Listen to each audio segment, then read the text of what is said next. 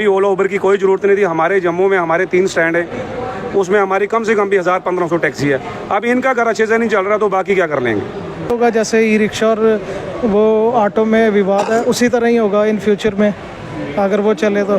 कि जो ओला चलनी चाहिए, क्योंकि इधर हमारे पास ऑलरेडी 2-3 हज़ार गाड़ियाँ हमारे पास अपनी, हमारे 5 स्टैंड हैं, Jammu railway station, Jammu airport, Jammu tour centre, Katra taxi stand, और हम सब स्टैंड मिलजुल कर काम करते हैं।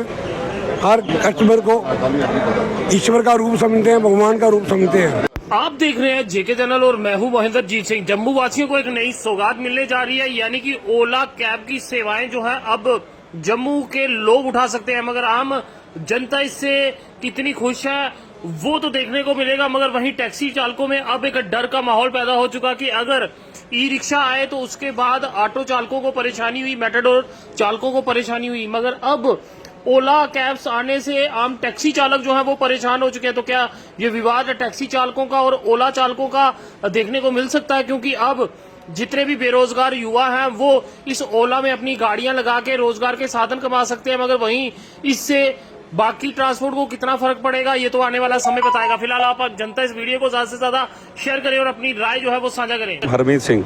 ऊपर से अभी ये ओला उबर टैक्सीज का जो ये शोर पड़ा हुआ है, जो ये चलेंगी, तो उससे हमारे काम में तो मैं कहता हूँ कि हमने तो अभी नई गाड़ियाँ ऑन की हैं, ख़रीदी हैं, और उसमें हमारा 80% तो हमने लोन पे गाड़ियाँ ली हैं। तो मैं ये समझ नहीं आ रही कि सरकार कर क्या रही है, क्योंकि इन चीज़ों से तो हम जो हैं वो रहेंगे नहीं बिल्कुल।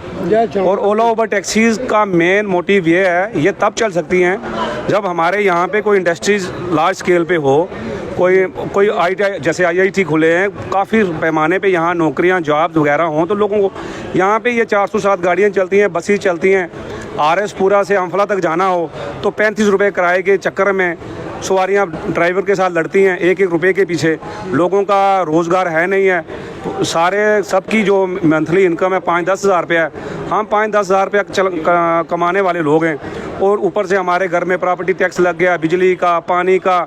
हम अभी उससे निजात पाने के चक्कर में थे ऊपर से, और ये जो नई चीज़ आ गई इससे तो मैं कह रहा हूँ कि हमारी गाड़ियाँ बैंक वाले ले जाएंगे और हमें लास्ट में रोड पे आके बैठना पड़ेगा।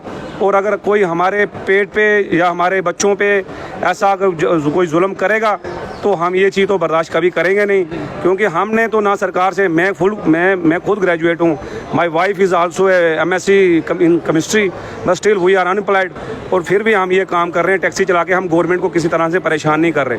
28 साल से लेकर अभी तक हमें कोई नौकरी नहीं मिली। सो मैनी टाइम्स हमने अप्लाई किया, उसके बाद भी हमने गवर्नमेंट से कोई शिकायत नहीं किया। हमने कहा चलो हम मेहनती लोग हैं, हमारे बुजुर्ग लोग रेफ्यूजी हैं, यहाँ आके उन्होंने काम किया, मेहनत की, लेकिन कभी हमने ऐसा ये नहीं कहा कि गवर्नमेंट पे, क्या पता गवर्नमेंट की कोई मजबूरी हो सकती है, हमारी 2 क्लासें कम हो सकती हैं, लेकिन हमने फिर भी गवर्नमेंट को शिकायत नहीं की। लेकिन अगर हम अपना खुद का काम चला रहे हैं और हमें सपोर्ट ना करके, और हमारे साथ अगर ये दबाव हमारे पे बनाया जाएगा, हो सकता है फिर हम लोग लास्ट में फैमिली या रोड पे आएंगे, मरेंगे, और क्या करेंगे। हम तो इससे अभी ओला उबर की कोई ज़रूरत नहीं थी। हमारे जम्मू में हमारे 3 स्टैंड हैं, उसमें हमारी कम से कम भी 1000-1500 टैक्सी है। अब इनका अगर अच्छे से नहीं चल रहा तो बाकी क्या कर लेंगे।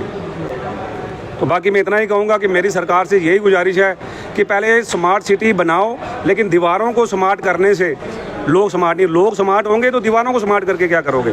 दीवारों ने थोड़ी कुछ कमा के देना है, जो लोगों ने देना है। हमें जो सर्विस, अभी हम यहाँ पे पिछले 15 साल से काम कर रहे हैं टैक्सी एयरपोर्ट टैक्सी एसोसिएशन में, और हमारे यहाँ पे कोई बंदा कोई भी कह दे कि यहाँ पे किसी तरह की हम सर्विस नहीं दे पा रहे, फुली सर्विस देते हैं हम। हमें प्राइवेट भी बुकिंग बाहर से भी आती हैं, सब हमारे पास आते हैं, वहीं यहाँ के ट्रैवल एजेंट हमारे पास आते हैं और हमें ही बुकिंग देते हैं, और हम उनकी बुकिंग को जितना वो टाइम देंगे हम उससे भी ज़्यादा करके गेस्ट को अपनी तरफ से उतनी सिक्योरिटी सेफ्टी देते कि बाहर से कोई भी आने वाला अगर उनके नंबर नहीं चलते फिर भी हमारे पे वो इतना यकीन करते हैं और हमारे साथ जाते हैं, और हम इतनी सेफ्टी से और इतने तरीके से सिक्योरिटी से उनको सर्विस दे रहे हैं। और हमें ये अभी तो ज़रूरत नहीं लग रही कि ये ओला उबर टैक्सी चले, और क्योंकि इसमें हमारे काम में बिल्कुल ही ख़त्म हो जाएगा।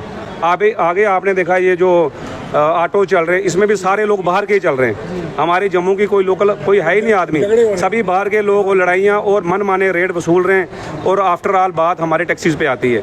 और हमें सरकार मौका दे, उसके बाद जब हमें मौका दे, अगर हम खरे नहीं उतरते तो सरकार के पास ये नेक्स्ट ऑप्शन है। जीत सिंह। सर्विस तो स्टार्ट हो रही है लेकिन हमें तो नुकसान ही है।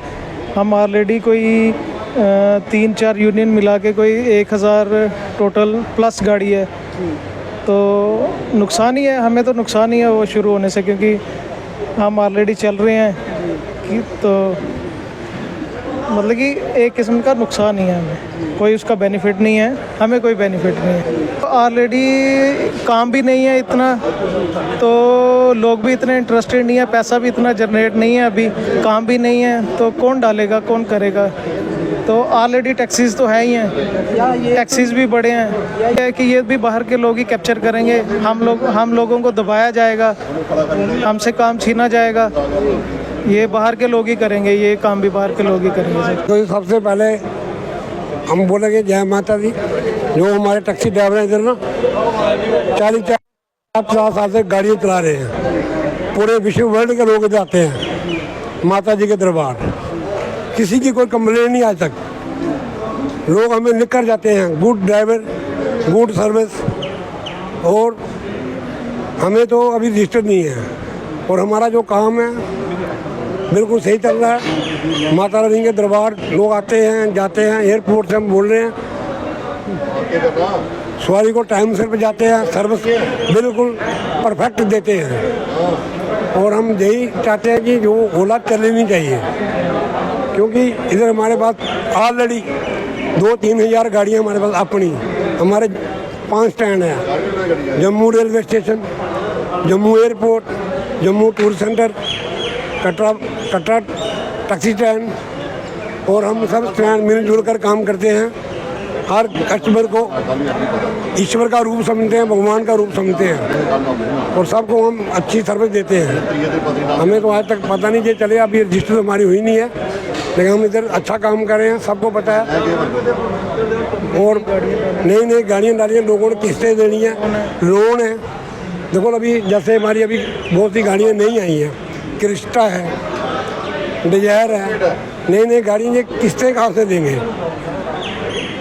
बाकी हम यही चाहते हैं आदमी गवर्नर साहब थोड़ा हमारी तरफ भी देखो, प्रधानमंत्री जी आप भी हमारी तरफ देखो। हम काफ़ी देर से सेवा कर रहे हैं, बुजुर्ग ड्राइवर हैं, हमारा सारा जो दारोमदार है टैक्सी के ऊपर ही है।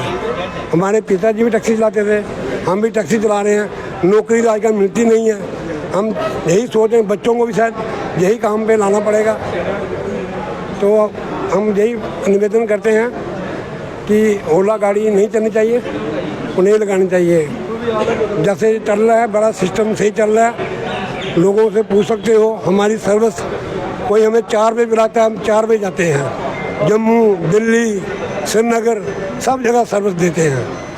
और सारी हमारे सब ड्राइवर जो पढ़े लिखे हैं, जैसे सोनू जी हैं, ये भी पढ़े लिखे हैं, सब लोग पढ़े लिखे हैं। हमारे प्रेसिडेंट गुरदीप सिंह जी हैं, इंद्रजीत शर्मा है, ड्राइवरों को कागज पूरे होते हैं, सब काम सही चल रहा है, लोग भी खुश हैं। बाकी जय माता दी, जय माता दी, जय।